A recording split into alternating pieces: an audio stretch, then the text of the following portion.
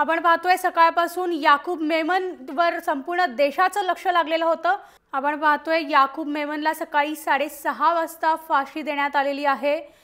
याकूब मेमन हा 1993च्या साखळी बॉम्बस्फोटातील मुख्य आरोपी होता, मास्टर माइंड होता या बॉम्बस्फोटातील, आणि या बॉम्बस्फोटातील पहिल्या आरोपीला फाशी देण्यात आलेली आहे। याकूब मेमनचं शव जे आहे ते आता त्याच्या कुटुंबियांना देऊन ते नागपूर विमानतळाकडे रवाना झालेला आहे, आणि नागपूर विमानतळावरून ते आता मुंबईच्या दिशेने ते शव जे आहे ते येणार आहे, आणि मुंबईमध्ये याकूब मेमनला त्याच्या राहत्या घरी त्याचं शव पाठवणार असून त्यानंतर मुंबईमध्ये दफन विधी केला जाणार आहे।